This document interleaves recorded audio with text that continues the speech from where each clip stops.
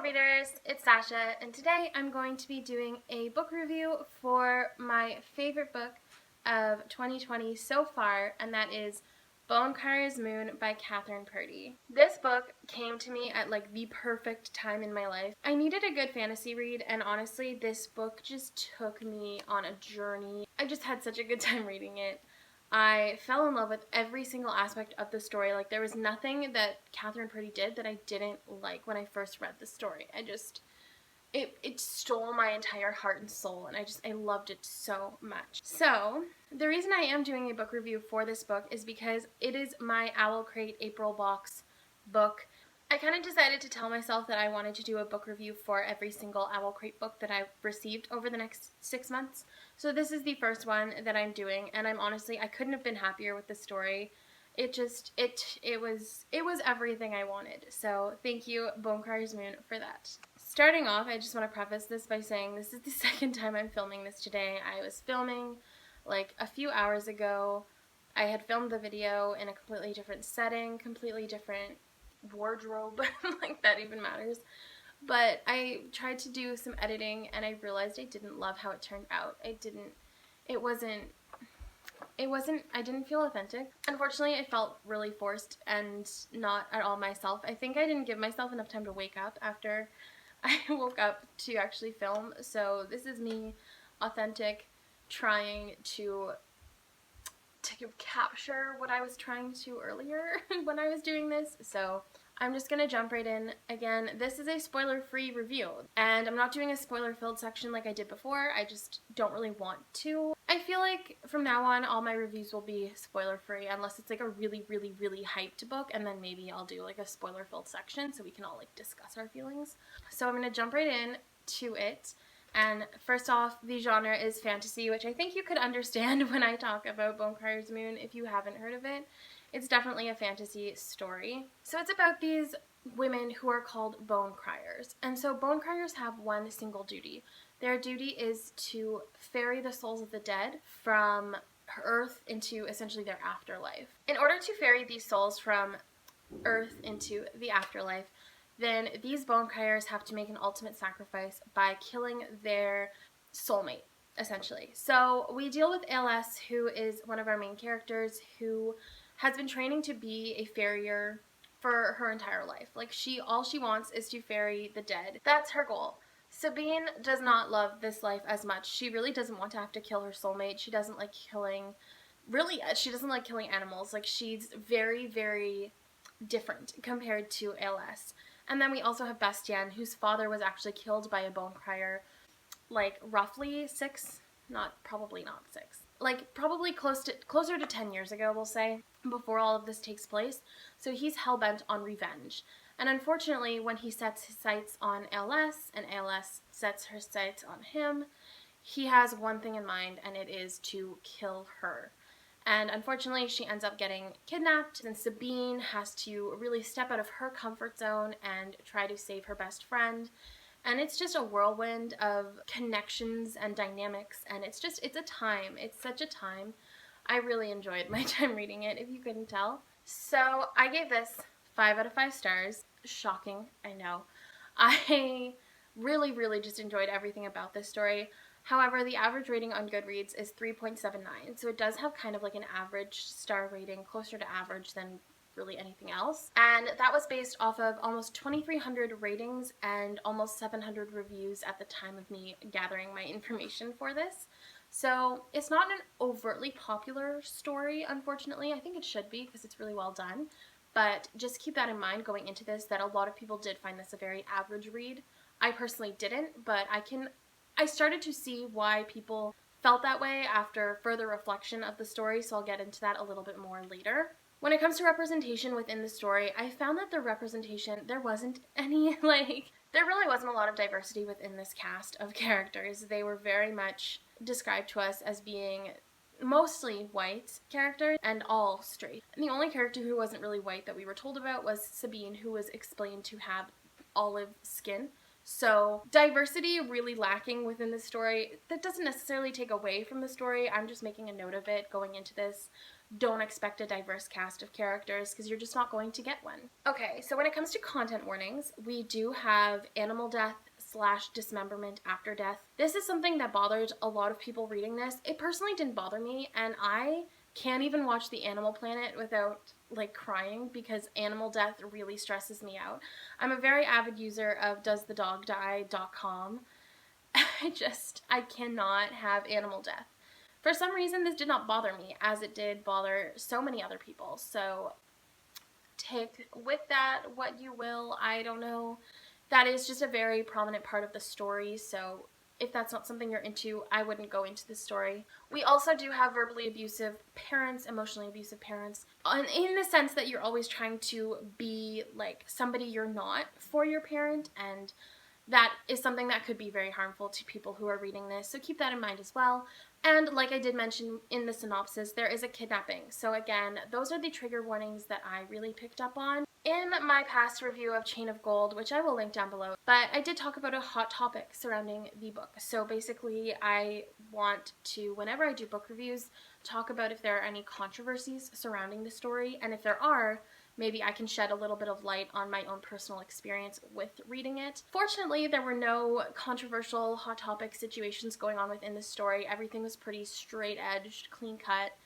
It was good. Like, there was nothing controversial to have to report. Nobody seemed to overtly hate one thing that happened or overtly think that one thing that happened was scummy or whatever. Like, it worked really well. It was a harmonious novel, so thank you, because I didn't want to have to talk about anything controversial today. So next I'll just go into the plot. So basically, when I'm looking at a plot, I'm looking at if the characters were working toward a central goal.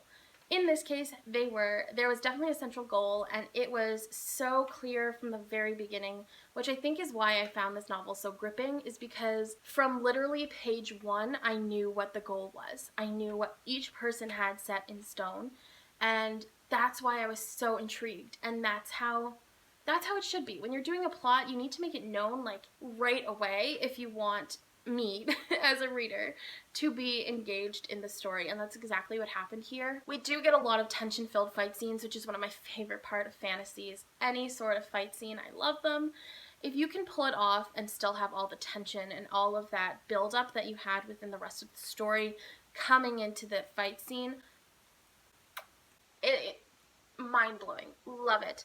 It's my favorite thing. Like, I love a good tension-filled fight scene, and we had several of those in this story.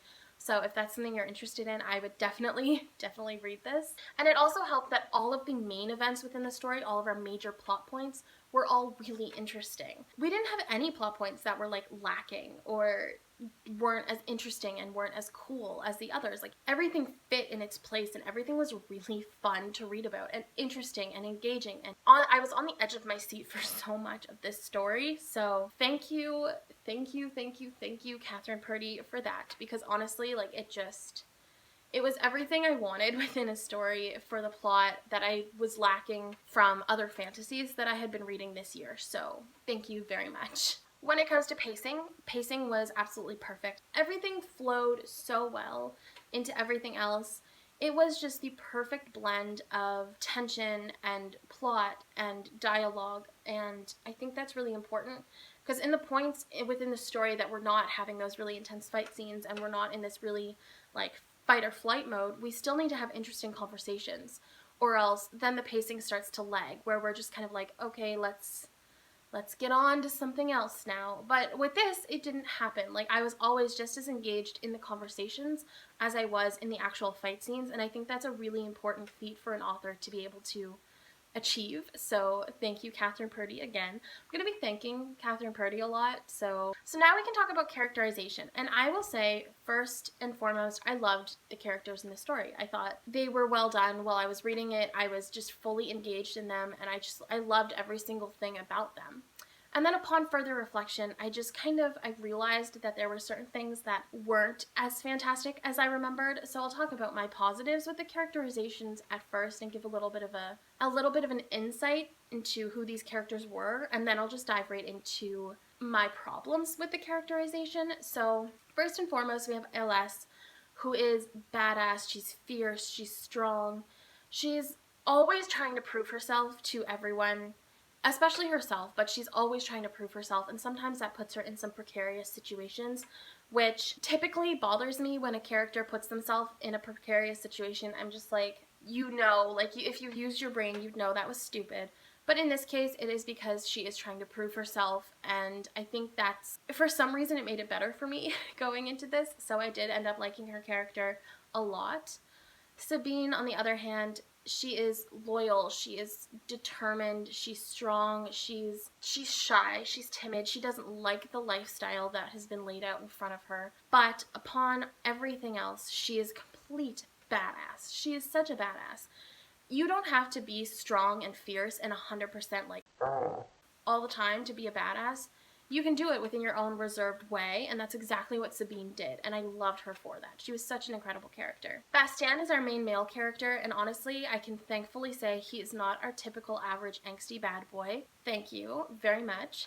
I am tired of that angsty bad boy trope where they're so sexy and they're so like borderline verbally abusive to you and like treat you like dog shit. Like, I'm over that trope, but in this case, like, it made sense to the story, but he wasn't like overtly angsty, and in general he was a well-rounded bad boy, which I think we need some of those in our YA lifestyle. And we also have Jules and Marcel, who are two characters that are kind of on the sidelines. We don't really get to know a lot about them. Jules is a very determined, goal-oriented, focused woman who is also written as a badass. Unfortunately, I didn't love Jules as much, but it had nothing to do with the way she was written and everything to do with the way that I perceived her, and I unfortunately just didn't love her. And then we have Marcel, and Marcel is a bean. He gives off big Spencer Reid energy. Like, if you know, you know. And he was so perfect. He is such a bean. I loved him so much. He was oblivious. He was naive. He was nerdy. He was everything that YA needs for a male character. And I loved that for him. I love that for me because I got to read about him, but I love that for him too. So what did I not love about characterization? What I don't love about it is that everything that I just said is everything that you're going to gain from the story. There is absolutely no depth to any of these characters. They're all surface level. We don't get to learn about any of them, unfortunately, in the ways that I would have liked to. I would have loved more background, more of an insight into who each character was, because I love a good character-driven story where we know who our characters are. And unfortunately, I did not get that here. It's not something I initially noticed when I was reading because I was so wrapped up in everything else.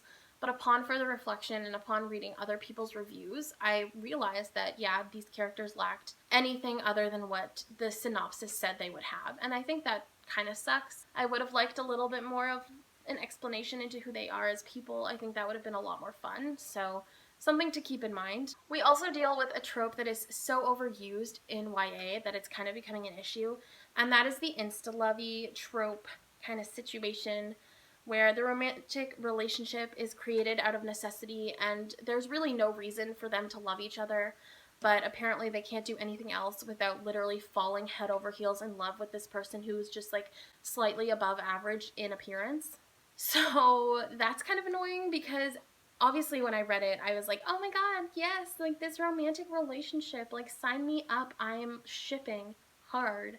But then I, reflected further and gathered up some information for this video, and I was just kind of like, it came out of necessity and it came out of nowhere, and all of a sudden, like, it was enemies to lovers, but like jacked. Like, it was insane. And I love a good enemies to lovers trope. I think that's one of my favorites.